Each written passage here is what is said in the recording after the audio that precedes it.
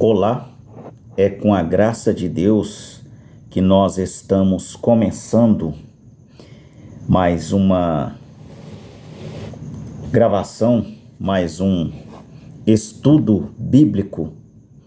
É um estudo que nós começamos em Gênesis e nós vamos passar por toda a Bíblia, facilitando o aprendizado para as pessoas que têm dificuldade de entender a Bíblia.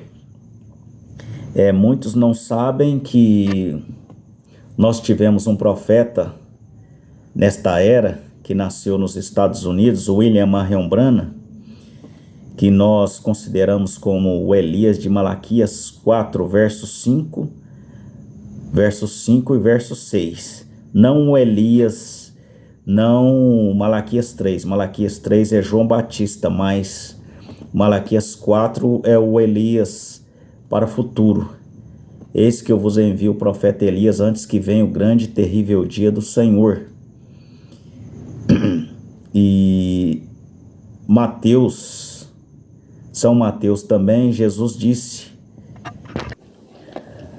Aí, irmãos, por causa de Malaquias 4, versos 5 e 6, os discípulos interrogou a Jesus.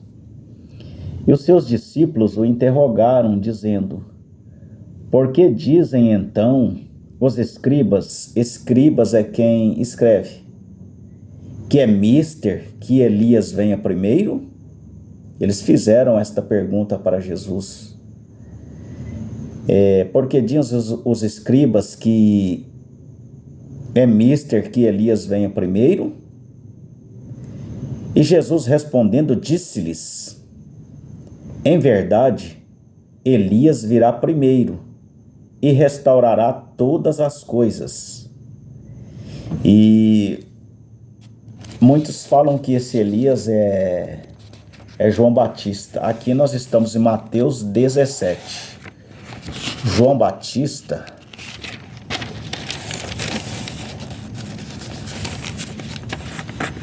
ele morreu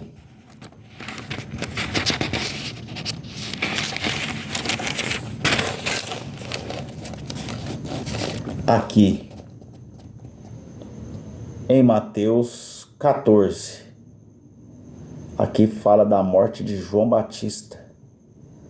E João Batista morreu em São Mateus 14. E aqui nós vamos para São Mateus 17. E os seus discípulos o interrogaram, dizendo: por que dizem então que os escribas, que é mister que Elias venha primeiro? Diz que Elias tem que vir primeiro? E Jesus respondendo disse-lhes: em verdade, Elias virá primeiro. Virá aqui está no futuro. Elias virá primeiro e restaurará todas as coisas. João Batista não restaurou nada. João Batista não sabia nem ler. Então ele não restaurou. Se ele tivesse restaurado, ele então restaurou muito mal restaurado, porque teve que vir Lutero para fazer a restauração. Então ele restaurou muito mal restaurado. Se fosse João Batista veio apresentar o Messias, e a palavra virá está no futuro. Então João Batista não restaurou nada. Então, se ele tivesse restaurado tudo, não precisaria nem Jesus vir. Não precisaria vir Paulo. Aliás, a igreja nem começou. A igreja começa no dia de Pentecoste, em Atos dos Apóstolos, que começa a igreja. Aqui Jesus não começou a igreja, porque a igreja é para os gentios. E os judeus tinham templos e não igreja.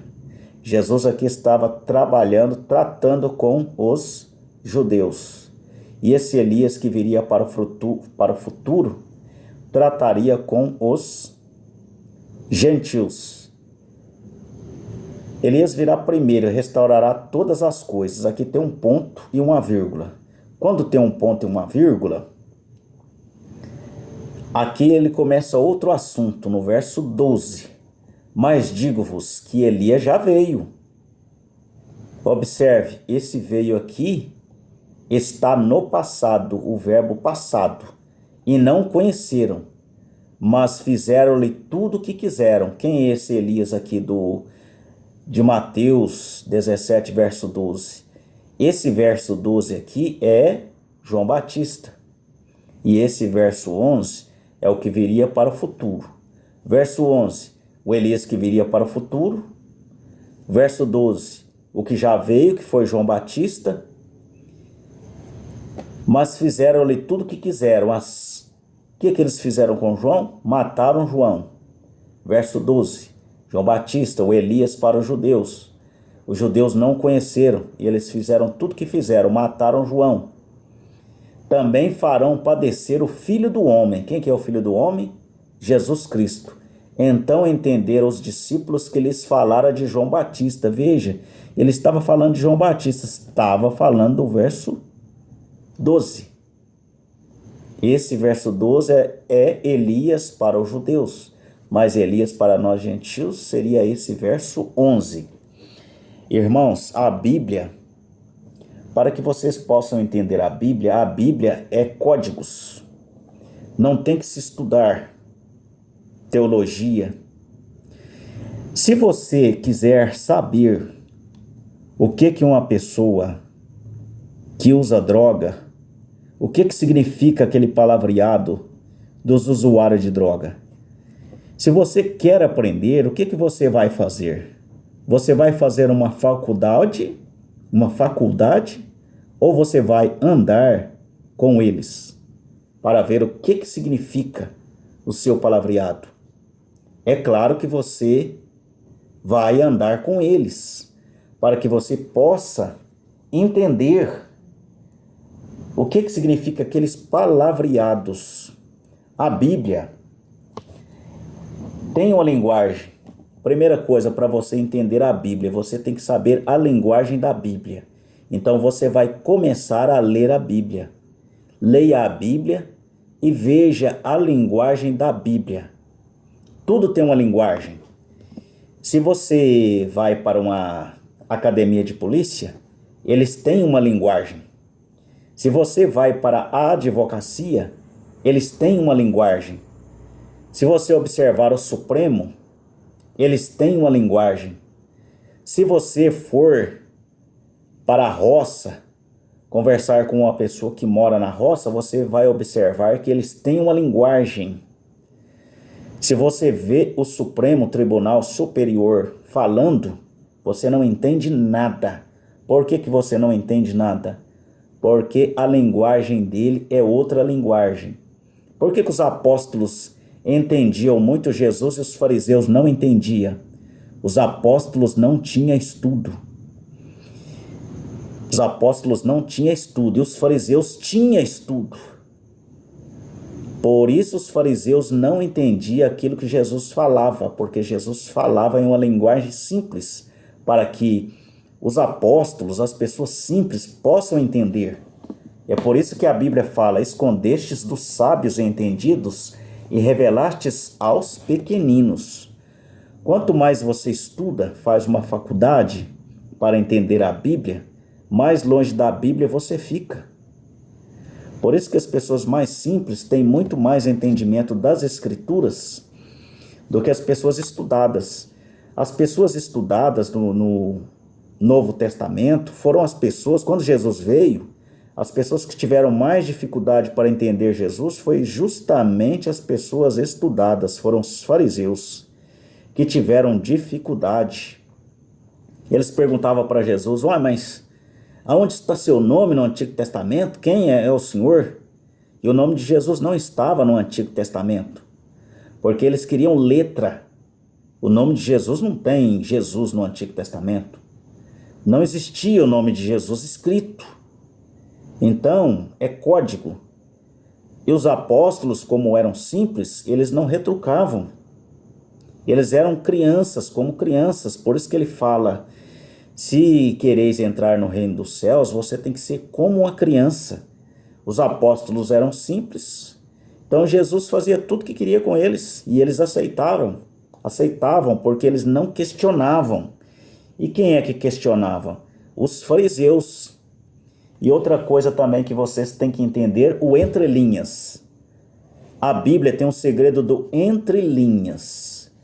Por que tem esse segredo do entrelinhas? Para que Jesus possa esconder dos sábios e entendidos e revelar aos pequeninos. Aqui nós temos o entrelinhas aqui, ó, veja. E os seus discípulos o interrogaram dizendo: por que dizem então os escribas que é mister que Elias venha primeiro? Fez uma pergunta. Agora vejam vocês a resposta de Jesus. Tem aquela coisa, bate na cangaia para o burro entender. É uma força de expressão. E Jesus respondendo disse-lhes. Veja, as pessoas não respeitam a vírgula, as pessoas não respeitam o verbo. Hoje o problema religioso está nisso. As pessoas não respeitam, as pessoas passam por cima de verbo, de ponto e de vírgula. Veja, os seus discípulos o interrogaram, vírgula, dizendo: por que dizem então os escribas que é mister que Elias venha primeiro? Ponto de interrogação. Fez uma pergunta para Jesus. Agora Jesus responde, verso 11. E Jesus, vírgula, respondendo, vírgula, disse-lhes, dois pontos. Em verdade, Elias virá primeiro. Veja o verbo. Veja o verbo. Virá está no futuro. Aqui a Bíblia não pode errar. E Jesus não erra. Ele é perfeito. Elias virá primeiro, antes do fim dos tempos, e restaurará todas as coisas. Veja, esse não é João Batista. Por quê? João Batista morreu aqui em Mateus 14. João Batista morreu aqui em Mateus 14. E João não sabia ler. E aqui não existia nem igreja ainda. A igreja começa no Atos dos Apóstolos, que Jesus está tratando com judeus. Nós somos gentios. A igreja começa para os gentios no dia de Pentecoste com o apóstolo São Paulo. Paulo não tinha vindo ainda. Não existia ainda a doutrina de igrejas ainda. A doutrina começa com o apóstolo São Paulo. Jesus não ensinou pastores a pregar. Jesus veio para os judeus. Quem ensinou pastores a pregar foi o apóstolo São Paulo. Como seriam os cultos? Agora veja, Jesus respondendo disse-lhes: em verdade, Elias virá primeiro e restaurará todas as coisas. Veja, então por que Lutero teve que restaurar? Lutero veio, tem 500 anos que Lutero fez uma restauração. Esse então não é João. Mas digo-vos, esse é o entrelinhas, que vocês têm que aprender o entrelinhas, para que vocês entendam as escrituras. Porque as escrituras é um versículo aqui, você pega este versículo, ele dá a resposta lá na frente, tanto no Novo Testamento, tanto no Velho. Então a Bíblia são códigos, para que pudesse esconder dos sábios entendidos, aquelas pessoas que não têm humildade para ouvir. Então essas pessoas passam por cima. Então é uma maneira de Deus esconder de alguns, de pessoas orgulhosas, de pessoas que têm estudo. Muitas pessoas que têm estudo são orgulhosos. Então Deus fez isso propositalmente. Esconder-se dos sábios entendidos e revelar-se aos pequeninos. Mas digo-vos que Elias já veio. Veja que o verbo aqui está no passado, aqui está no futuro, para o futuro, e aqui está no passado. Esse verso 12 aqui é João Batista. Mas digo-vos que Elias já veio, não o conheceram. Ponto. Mas fizeram-lhe tudo o que quiseram. Ponto. Aqui, quando tem um ponto, nós aprendemos na escola, começa um novo assunto. assim farão eles também padecer o Filho do Homem. Ponto. Jesus fala de 3 pessoas. 1, Elias para o futuro. 2, Elias que já veio, que foi o João. Ponto. Assim eles também farão padecer o Filho do Homem. Quem que é o Filho do Homem? Jesus Cristo. Verso 13. Então entenderam os discípulos que lhes falara de João Batista. Entenderam que lhes falara de João Batista, o verso 12 e não o verso 11. Então, mais à frente eu tratarei deste assunto. Farei a Bíblia responder, a própria Bíblia. Então, esse Elias que viria para o futuro é restaurar a fé dos filhos aos pais. João Batista restaurou a fé dos pais. O versículo Malaquias, aqui Malaquias 4, verso 5 está escrito assim: eis que eu vos envio o profeta Elias, antes que venha o dia grande e terrível do Senhor. Esse dia grande e terrível do Senhor é o fim. E João não veio no fim, João veio apresentar Jesus. Malaquias 3. João foi o anjo de Malaquias 3. E converterá o coração dos pais aos filhos e o coração dos filhos a seus pais, para que eu não venha e fira a terra com maldição. João Batista, ele cumpriu a metade desse versículo aqui, ó. Ele converte o coração dos pais aos filhos. Ele cumpre aqui, tem uma vírgula. Então ele cumpriu este pedaço. Então eu vou dar uma prova aqui, que João Batista cumpriu, ele converteu o coração dos pais aos filhos. Veja, irmãos, e irá diante dele no espírito e virtude de Elias, para converter os corações dos pais aos filhos e os rebeldes à prudência. Veja que ele não converte o coração dos filhos aos pais. O que converte o coração dos filhos aos pais seria o Elias para o futuro. Aqui a Bíblia não deixa mentir. E converterá o coração dos pais aos filhos. João Batista cumpriu da vírgula para trás. E o coração dos filhos aos pais, nós é que somos os filhos. O evangelho não tinha nem chegado ainda, que o evangelho começa em Atos dos Apóstolos. A igreja começa em Atos dos Apóstolos. Aqui, Jesus está tratando com os judeus. O apóstolo Paulo que começa a tratar com os gentios. Nós somos gentios. E quem trata conosco é o apóstolo São Paulo. Jesus trata com os judeus. Jesus, vocês podem observar que ele não pregou para gentios. Ele pregou para os judeus. Os judeus o rejeitaram. E o Novo Testamento é a explicação do Velho Testamento. O Novo Testamento responde o Antigo Testamento. É a explicação do Antigo Testamento. É o Urim Tumim. O que é o Urim Tumim? Que estava com Arão. Urim Tumim. É o Antigo e Novo Testamento. É a espada de 2 gumes. E o que é a espada de 2 gumes? É o Antigo Testamento e o Novo Testamento. Corta para os 2 lados. Então Deus é perfeito. É perfeito. Então eu vou mostrar para vocês como é que vocês vão aprender a Bíblia da melhor maneira possível. A Bíblia responde à própria Bíblia. Vamos lá. Então, irmãos, a Bíblia é código. Aqui nós estamos no Novo Testamento. Quando os 3 reis foram visitar a Jesus, aqui em São Mateus 2. E eu vou tentar resumir aqui para o vídeo não ficar longo. E entrando na casa, acharam ali um menino com Maria, sua mãe.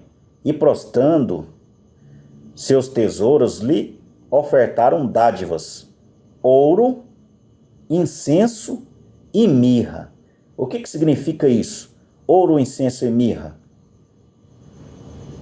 O que significa o ouro? Aqui não dá resposta aqui. Neste capítulo não dá resposta. A Bíblia, ela é códigos. Aqui você vê um versículo, você tem que procurar outro versículo. Você tem que procurar a resposta. Porque isso aqui é para esconder dos sábios entendidos. Então, este profeta revela esse segredo para nós. Se você quiser saber se é um falso profeta, então analise. Eu vou mostrar para vocês se é mentira ou se é verdade. Veja se a Bíblia não responde à Bíblia. Aqui Mateus 11, Mateus 2, verso 11. Ouro, incenso e mirra. Vamos ver o que o ouro significa. Aqui nós estamos em Atos 17. Veja como Deus é maravilhoso, como Ele responde. A Bíblia é códigos.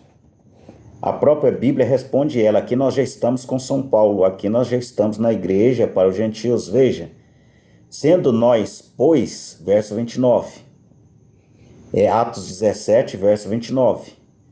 Sendo nós, pois, geração de Deus, não havemos de cuidar que a divindade seja semelhante ao ouro, ou à prata, ou pedras esculpidas, por artifício, imaginação dos homens. Veja, então nós já sabemos o que o ouro significa. O ouro que os 3 reis, um dos reis levou, significa divindade. Divindade. Então o ouro significa divindade. Então a Bíblia já nos deu a resposta. Você não tem que estudar para isso, você tem que entender a linguagem da Bíblia, você tem que ler a Bíblia. Aqui em Apocalipse 1, veja, 1 verso 12. E virei-me para ver quem falava comigo, e virando-me vi 7 castiçais de ouro. Veja o ouro de novo. E no meio dos 7 castiçais de ouro, um semelhante ao Filho do Homem, vestido até os pés, de um vestido comprido e cingido pelos peitos, com um cinto de ouro. Veja a divindade de Jesus Cristo. Então, já está respondido o significado do ouro. Significa divindade. A resposta agora para a mirra está aqui em João 19, quando Jesus estava sendo crucificado.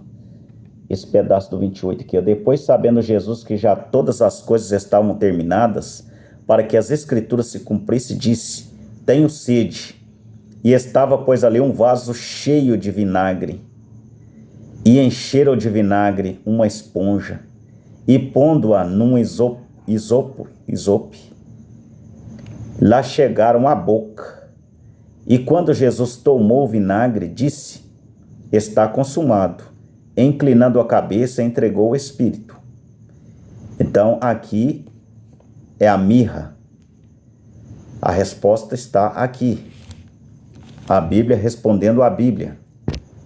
Aqui em Isaías 39. Isaías 39, verso 19. O artífice grava a imagem e ourives, a cobre de ouro e cadeias de prata funde para ela. Empobrecido que não pode oferecer tanto, escolhe madeira que não se corrompe. Artífice sábio busca para gravar uma imagem que se não pode mover. A quem, pois, fareis semelhante a Deus? Ou com o que o comparareis? Comparareis ao ouro, que é a divindade, ao ourives, a prata. Então, por isso, Deus é o dono do ouro e da prata. Agora o incenso, irmãos. A resposta do incenso está aqui. Agora, provando que o Novo Testamento, ele responde ao Antigo Testamento. O Antigo Testamento com o Novo é a mesma coisa, irmãos. Tudo que acontece no Antigo Testamento acontece no Novo. Tudo que aconteceu com Moisés e aquele povo vai acontecer agora conosco também. A história se repete, é a mesma coisa. Se você quiser saber o que vai acontecer, leia o Antigo Testamento. E repare que é a mesma coisa. Agora veja aqui a resposta. Levítico 16. E Arão fará chegar um novilho da expiação, que será para ele, e fará expiação por si mesma, pela sua casa. E degolará o novilho da expiação, que é para ele, e tomará também um incensário. Incenso significa adoração. Cheio de brasas de fogo do altar de diante do Senhor e seus punhos cheios de incenso aromático moído, e meterá dentro do véu e porá o incenso sobre o fogo perante o Senhor, e a nuvem do incensário cobrirá o propiciatório que está sobre o testemunho, para que não morra, e tomará o sangue do novilho e com seu dedo espargirá sobre todo o propiciatório. Para a banda do Oriente. Oriente é o quê? Veja a banda do Oriente. Aonde Jesus nasceu, o Oriente. Veja que aqui nós estamos no Antigo Testamento, depois vamos para o Novo Testamento. Veja. Se não é aonde Jesus nasceu, veja o incensário lá que os 3 reis levaram o incensário para as bandas do Oriente. E perante o propiciatório espargirá 7 vezes do sangue com seu dedo. Veja, Levítico 16, para a banda do Oriente. Agora veja, Mateus 2, e tendo nascido Jesus em Belém da Judéia no tempo do rei Herodes, eis que os magos vieram do Oriente. Vejam. Veja se o antigo Deus do Antigo Testamento não é o mesmo Jesus do Novo, dizendo: onde está aquele que é nascido, rei dos judeus? Porque vimos a sua estrela no Oriente.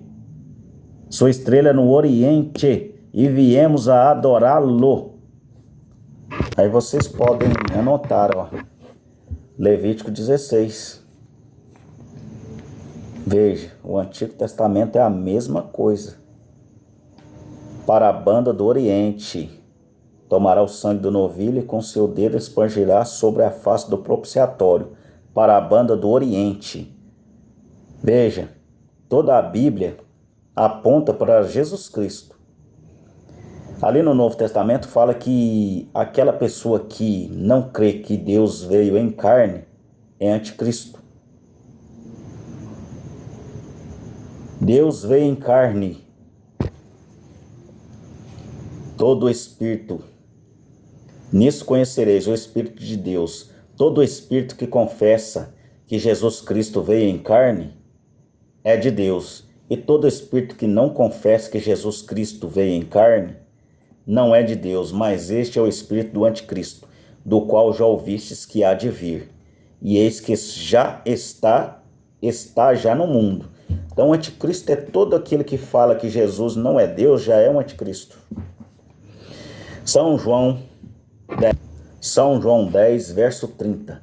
Eu e o Pai somos um. E se falar diferente, já é anticristo. Não é só um anticristo, são vários anticristos. Mas existe o líder, o anticristo principal, mas todos que confessam diferente daquilo que está escrito. Disso aqui, ó, eu e o Pai somos um. Que Jesus não é Deus, já é o espírito do anticristo, irmãos. Então, incenso, adoração significa adoração. O ouro significa divindade. E a mirra é unção do corpo. A mirra é morte. Significa morte, unção. Ungindo o corpo antes da sua morte. Então, eles colocaram aquilo na boca de Jesus, o vinagre, e Jesus rendeu o Espírito. Irmãos, continue conosco, que nós vamos continuar falando da palavra de Deus para aquele que quer ouvir a verdade. Que o Senhor Jesus Cristo os abençoe.